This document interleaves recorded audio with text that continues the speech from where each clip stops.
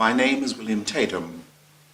I am the son of Thelma Gourdin Tatum. Her brother, Edward Orval Gourdin, was a great Harvard scholar, athlete, lawyer, soldier, judge, and Olympian.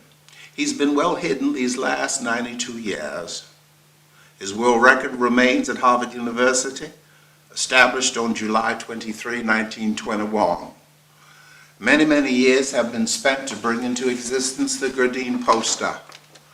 And in this poster, you see the photographs that were given to me by my mother when he set the NCAA record.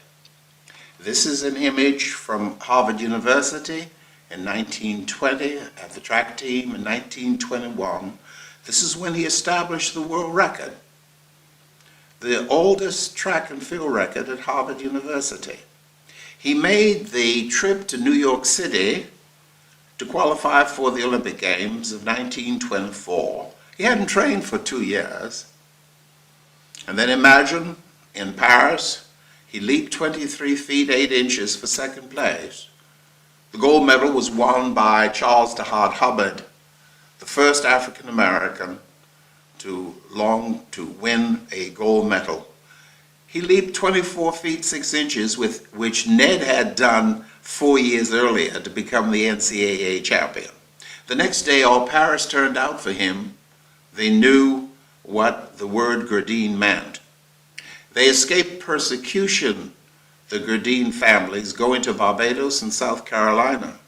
And that is why my great-grandfather was born William S. Gourdin in Charleston, South Carolina. His son Walter, the father of Edward, married Felicia Mary Garvin in the St. Philip's Episcopal Church, which is on the E.O. Gourdin website. And you see me presenting the world record photograph to Reverend Hugh Chapman. This was a great man, well hidden. In time, the word may come forth. Was he the greatest Harvard scholar, athlete, lawyer, soldier, judge, Olympian in the history of Harvard University or for his generation? There'll be much conflict. Let me now show you the photograph that Amelia Gourdin gave me with the words, William, you're the only one in the family that can find a way to pay homage to my Ned. This is his world record photograph that he established 92 years ago. Imagine the family arriving under the Treaty of Paris in 1763 into Florida on a Spanish foundation stone. On the internet is an image of my great-great-great-grandfather, George J.F. Clark. He fell in love with Flora, so I come from love because she gave him my great-great-grandmother, Felicia Leslie Clark, and 7 sons raised as free people of color. Great individuals have emerged from my family. In a book containing 3,000 names of those members of my family, in time will be made into a documentary, and I see it with a title From Slavery to Achievement, 1722 to 2016. Charles Herbert Garvin, surgeon, 1889 to 1980. First African American commissioned in the First World War, the fourth president of Alpha Phi Alpha. Those men formed Cornell University in 1906, a great fraternity. I don't quite know if it's 200,000 or 300,000 brothers, but Ned Gourdin was the first Alpha brother to win a medal in an Olympic Games. They shall never forget him. Let me now show you the photograph that I secured from Harvard Imaging Laboratory. It shows Ned Gourdin as the first Negro being sworn in as a Superior Court judge with Thurgood Marshall in the background. I shall repeat the words that Thurgood Marshall said that day in 1958, 7 years before the Voting Rights Act. Boston Herald says the first Negro elected to the Superior Court. Negro evolved to black, and we owe a debt to Stokely Carmichael. of Trinidad passed at the age of 56 from cancer. A debt is owed to Stokely Carmichael.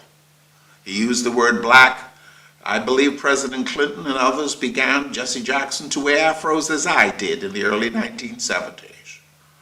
So Negro is no longer utilized, which really means slave. This is a photograph from the Harvard University Laboratory showing Amelia Gourdin and her husband Ned signing the book when he was appointed to the Superior Court in 1958. This is when Ned became the NCAA champion. Few understand that he beat Harold Abrams that day when he set the world's record by 7 yards, but no Negro was allowed to run the 100 in the 1924 Olympic Games. Ned Gourdin would have destroyed him. This is the portrait when Ned graduated from Harvard College in 1921. I utilized this to bring into existence the Edward Gourdin poster, the bust that will be unveiled this year at several universities. They shall never forget him. He's a son of Africa, but he's also a son not just of the social construct, which has been in use in the United States of America for a long time. We are Irish, English, Scottish, French, and American Indian. Our foundation stone is the stone which is within the bodies of every human being on the face of the earth, and that's the African Adam and the African Eve. Soon they will understand that one should pay homage not just to the African DNA, but to all the DNA that rests in the human body. So I owe a debt to all of them, but first I'm paying the debt to the African American constituency. I want to finish with the words which are appropriate for this time, and that is that I owe a debt to this country, and so I want to say God bless the United States of America, my home, sweet home.